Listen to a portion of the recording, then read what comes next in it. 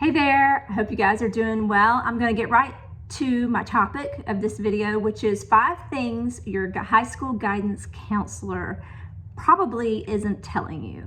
So first of all, shout out to all the guidance counselors. They are working hard, who have multiple roles in their high schools and who have probably dozens of kids that they're working with on their college planning. You can't do it all, nor should you be expected to. So students, it's your job to own the process. My guidance counselors sometimes are doing multiple roles, and sometimes they are ill-equipped or understaffed to understand kind of like the changing of college planning. So that is why a good college planner can help, or you walking through these steps that I give you on a regular basis. So let's start. Number 1, you should start your college planning earlier. You will rarely hear a high school guidance counselor talk about your planning your freshman year. But really, that is the most imperative time to start, because you need to understand your 4-year high school schedule. And I've got a video on that if you want to go back and look. But your 4-year high school schedule is decided whenever you've done your classes for freshman and sophomore year. So if you start your junior year, even College Board doesn't support doing that. They recommend that you would start your college planning much earlier than that. I've been on a video session with some people there from College Board, and they usually recommend freshman year at the very latest. But your high school schedule matters long before your junior year, because then you're left with basically 2 years to plan out what classes you need. Second, the classes you take your freshman year can impact your senior year.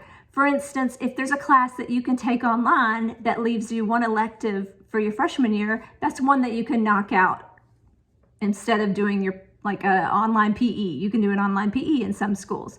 So that's important. So right there, a lot of college planners or college guidance counselors, aren't going to have you start earlier than your junior year. And for the most part, they're not going to be talking to even the parents in assemblies or anything like that about that before the junior year. Second thing that they're probably not telling you, your high school graduation requirements are often different than the college you want to attend's admission requirements. So if you go to each college that you want to attend, you'll see what do they require for you just to be admitted. And this goes back to point number 1.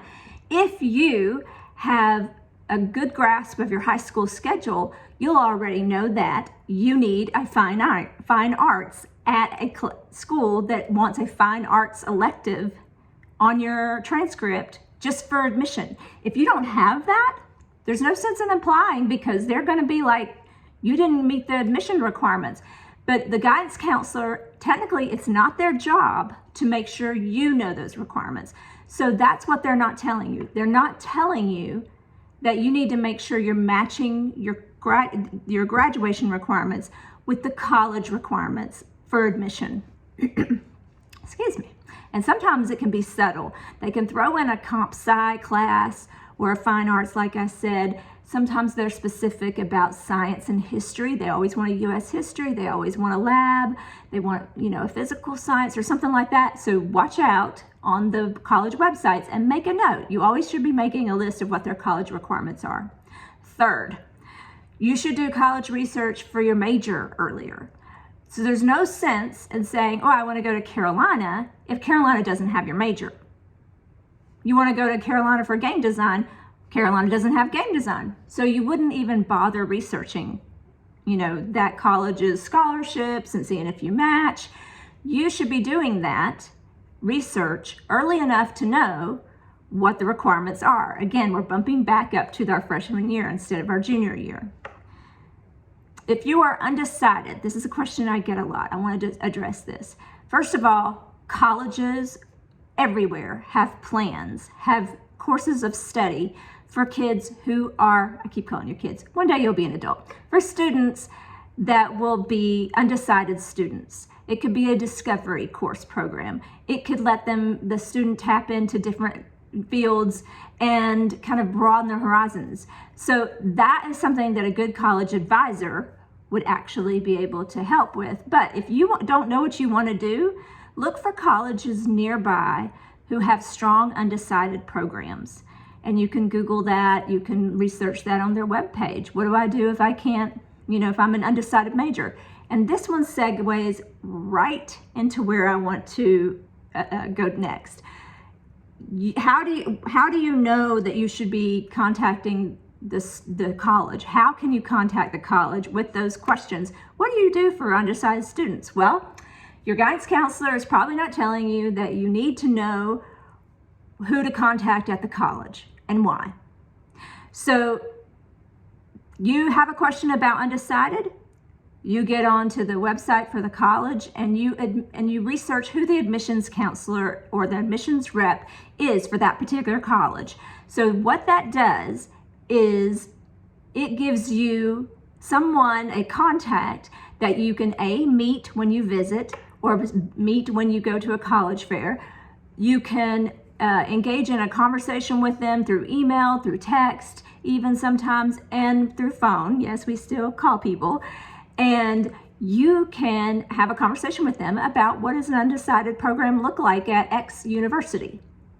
So if you have thoughtful questions, you should already have engaged with the colleges you're interested in and their admissions rep for your area. Now, I went into this in a video a few weeks back. So go back and look at the how to contact your admissions counselor at college video and see about that. And it goes step by step how we did that real time with my daughter. So why is that important? The admissions counselor in each college is in the committee for acceptance. So they are in the committee for North Carolina or whatever county you are in North Carolina, or so let's say you're in another state. They're in the committee there because they've interacted with you, hopefully, by this time, many times, and can speak to your interest in that college. So that person will be asked, are they interested? Oh yes, they're very interested. They've come on campus at least once. They've engaged with me in thoughtful questions. They're so excited about when we send them information, and they always send a thank you, for the packet of information I might send them. You need to be talking to this person like you really need to know them pretty much by the time that you go apply your senior year. And why is that? Because when they're in that committee, they need to fight for you. And if you've never contacted them and your name comes across, if it comes across to the committee at all, you're going to find out that you're not going to have anybody fighting for you. Well, I don't know this person because they've never visited and they never contacted me. Well, 9 times out of 10, they're going to pass you right on by. So knowing your admissions rep or your admissions counselor at a college is so important. And if you go to the Common Data Set, they're always checking interest for stuff like that. And there's a video on that as well. So the fifth thing that is very important is the guidance counselor is probably not telling you that there's a school profile on the website for your school. Usually it's under counseling and it's easy to find, but a lot of the smaller schools might not have a very good one. And what a school profile is basically it's what they compare you to. Their first comparison is not to statewide students that are like you. It's going to be to your school. What did Ava take at X school? Did she take the highest rigor classes and maintain a B or higher? Is she in the average for ACT? Is she above average? Is she in the average for SAT and GPA, or is she above average? Class rank is always usually put on there. And so the school profile comes from the guidance counselor. The guidance counselor, when you do your Common App and you send out all those applications your senior year, the guidance counselor is the one who sends the school profile out. You can go onto your counseling website or your high school website and see if you can find the school profile right there and print it out and compare yourself right now to who likely will be your competition in a couple of years, even though their facts and figures aren't there. Usually they're about a year old, but it's a good indicator of where you stand. And the numbers still don't change, for GPA and how they weight things. So Your school profile comes from your guidance counselor when you go apply. You need to understand how you measure up to that school profile.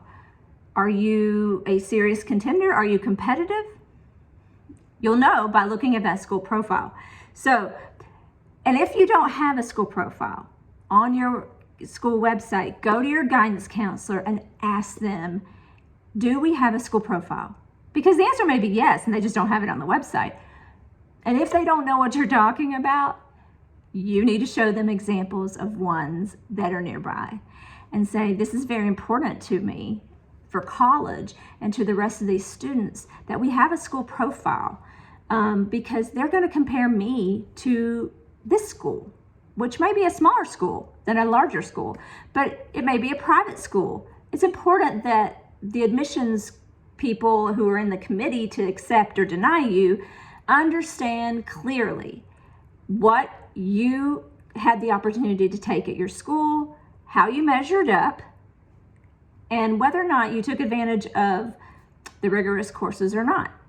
So those are, sorry it's a little long, those are the 5 things your guidance counselor at a high school is probably not telling you.